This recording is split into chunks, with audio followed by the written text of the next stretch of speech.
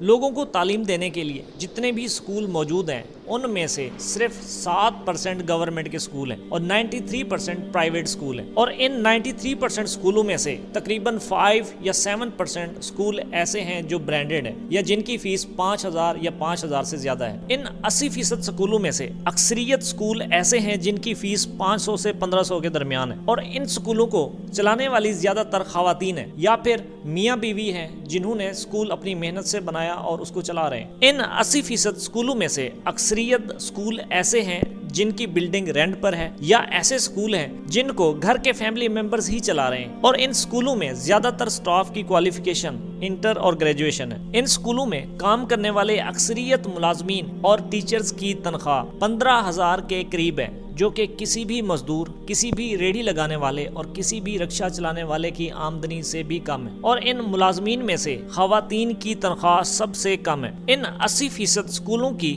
عمارت میں سے زیادہ تر عمارتیں 4 سے 8 کمروں پر مشتمل ہیں۔ ان اسکولوں میں کمپیوٹر لیب، لائبریری اور سپورٹس گیمز تقریباً نہ ہونے کے برابر ہیں۔ ہو سکتا ہے ہماری معلومات نامکمل اور غلط ہو سکتا ہے ان 80% اسکولوں کے مالکان یا پرنسپل حضرات پوشیدہ طور پر دولت مند ہوں یا گورنمنٹ سے کوئی نہ کوئی فائدہ حاصل کر رہے ہوں، مگر پھر بھی تعلیم میں بہتری نہیں لا رہے، اپنے ماتحت ملازمین کے ساتھ زیادتی کرتے ہیں اور اجرت کم سے کم دیتے ہیں، یا پھر اجرت مانگنے اور بڑھانے پر نکال دیتے ہیں۔ ایسے مالکان اور پرنسپل حضرات کے خلاف شدید کارروائی ہونی چاہیے اور ان کے ادارے بند ہونے چاہیے۔ یہ لوگ تعلیمی فائدہ نہیں دے رہے بلکہ الٹا نقصان پہنچا رہے ہیں، لیکن پچھلے 3 سال سے مسلسل کم از کم 100 اداروں کے ساتھ منسلک رہنے کے بعد اور کم از کم 500 سے زیادہ تعلیمی اداروں کے ساتھ رابطہ کرنے کے بعد اس بات کا اندازہ ہوتا ہے کہ ان 80% تعلیمی اداروں میں اکثریت مالکان یا پرنسپل حضرات خود بھی ٹیچر ہیں اور اپنے اداروں میں خود پڑھاتے ہیں، اور تمام تر ذمہ داری وہ اپنی ذاتی طور پہ پوری کرتے ہیں۔ انہیں زیادہ تر گورنمنٹ کی طرف سے کوئی بھی سپورٹ نہیں ملتی، اور حیران کن حد تک اس بات کا بھی انکشاف ہوا ان 80% اسکولوں کے پرنسپل حضرات تقریباً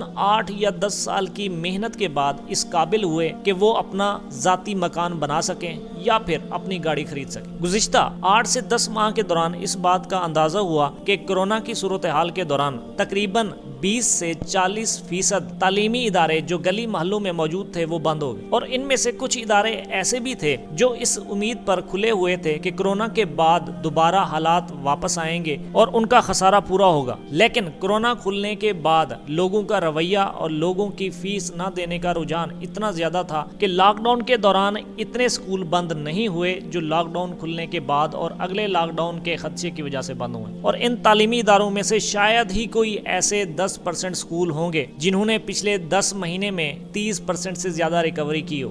ایسی صورتحال میں بہت سارے سوالات پیدا ہوتے ہیں جن میں سے کم از کم ایک سوال مجموعی طور پہ کرنا شاید مناسب ہو۔ لاک ڈاؤن سے پہلے اچھے حالات میں گورنمنٹ صرف 7% اسکولوں کو بھی نہیں چلا پا رہی تھی، اب جبکہ گلی محلوں میں موجود 40% تعلیمی ادارے بند ہو چکے ہیں، اب ان 40% تعلیمی اداروں کی تعلیم کا خسارہ اب کیسے پورا ہوگا؟ آئندہ آنے والے دنوں میں شاید یہ ایک بہت بڑا سوالیہ نشان ہو۔